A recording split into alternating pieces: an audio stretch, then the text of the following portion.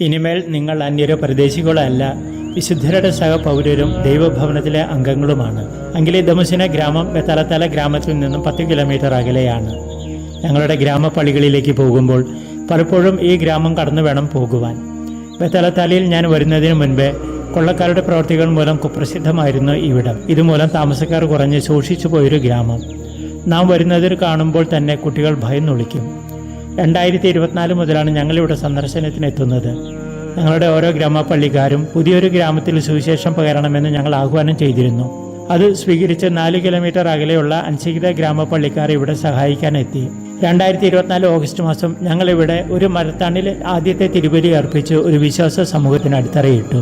തുടർന്ന് ഇവിടുത്തെ കുട്ടികൾക്ക് അറിവ് ലഭിക്കട്ടെ എന്ന ആഗ്രഹത്തോടു കൂടി ചെറിയൊരു വിദ്യാലയവും തുടങ്ങി. അൻസികിത കാറ്റഗിസ്റ്റിന്റെ മകൻ തന്നെ അങ്കിലിദംശന ഗ്രാമത്തിലെ കാറ്റഗിസ്റ്റ് ആകാൻ മുന്നോട്ട് വന്നു.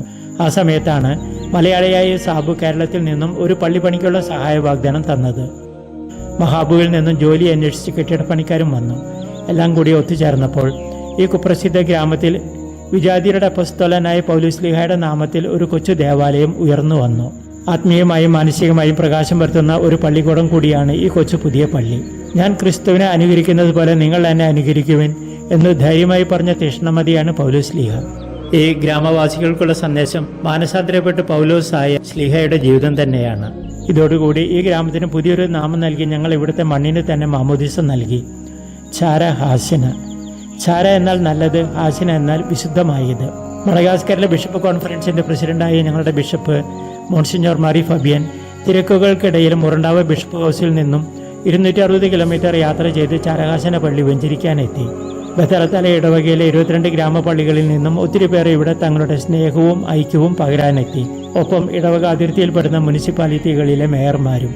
എന്നെ ശക്തനാക്കുന്നവനിലൂടെ എല്ലാം ചെയ്യുവാൻ എനിക്ക് സാധിക്കുമെന്ന് ഉച്ചരിച്ച പൗലോസ്ലീഹയെ പോലെ പുതിയ പള്ളിയുടെ തലത്തൊട്ടമയായ അൻസികിത ഗ്രാമക്കാരാണ് എല്ലാത്തിനും നേതൃത്വം നൽകിയത്.